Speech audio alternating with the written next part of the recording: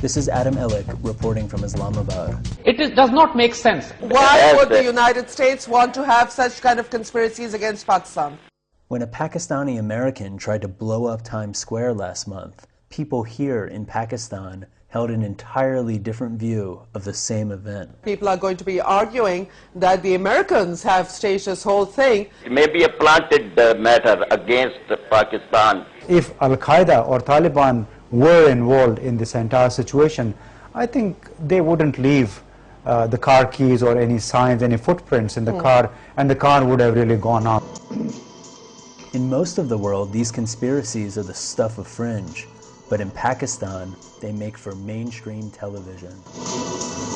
A lot of anti-Pakistan forces that would like to see Pakistan in the dock. Because they are against our nuclear assets. To force Pakistan military to move into North Waziristan, something the Americans have been desiring for quite some time. What's fueling this? What one sees is denial at practically every stage. Pervez Hoodboy is a liberal academic who's often cast as an American spy on television. Now what has happened is that Pakistan's failures are manifest, but they're being blamed onto the world outside.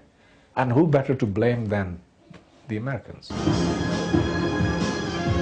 As America bids for the hearts and minds in Pakistan, television talk shows are demonizing the United States for having meddled in the region for decades, and most recently for staging Faisal Shahzad as the Times Square bomber.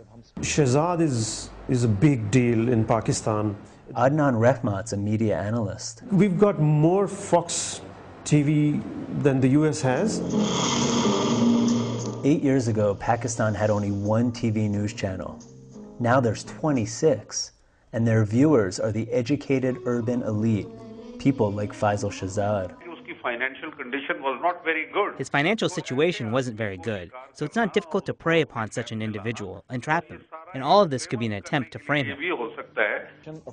U.S. officials acknowledge the problem. We're not getting through. We're not being very effective, and that's our fault. We are not communicating very effectively to the people of Pakistan. Richard Holbrooke, the U.S. Special Envoy to Afghanistan and Pakistan. Holbrooke's first press conference in Pakistan lasted a full 14 minutes, and he took only 2 questions. I'm sorry, we are going to leave, so please. Well, then we'll leave now, if you don't want to let me make one last statement. It was bizarre. I can't believe the US doesn't understand, the importance of protocol. Holbrooke comes here, General Petraeus comes here, Mullen comes here, McChrystal comes here. They never talk to the media. With many questions left unanswered by the U.S. delegation. And the media is going to say, here's another American who's secretive. I would shudder to tell you some of the things that the journalists believe. They are not ready to believe that 9/11 was masterminded by Osama bin Laden. Even more moderate talk show hosts like Hamid Mir are frustrated by America's approach. Madam Hillary Clinton, she gave an interview to 4 or 5 anchors. I was one of them. This parliament adopted unanimous resolution against US drone attacks. But the US drone attacks have increased a lot. You don't respect our parliament. We are in the middle of a war, number one, which colors everything. And we have to maintain democracy, which is essential. And that is our goal. We want to win the war and we want to support democracy. She never gave a clear answer. We don't see any statements from the American officials. U.S. officials here have been largely silent on the Times Square case, and that alone has heightened suspicions among the cable TV generation. Truly, my opinion is it's a government set up inside the government from the American government.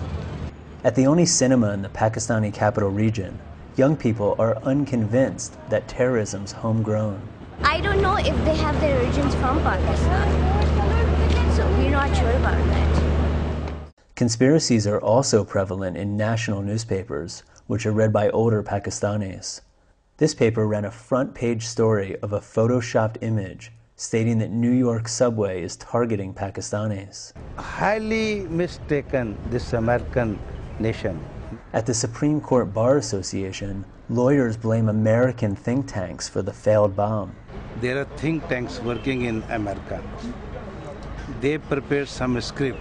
They caught the vehicle, just giving some smoke. It may be because of their radiator was maybe without water. These type of conspiracies have been popularized by TV icons like Zaid Hamid. We are either hated or loved fanatically. With fervent nationalism, Mr. Hamid's mobilized Pakistan's depressed youth against American policy. We want to be left alone as free people, like every American would want to be, every Texan would want to be.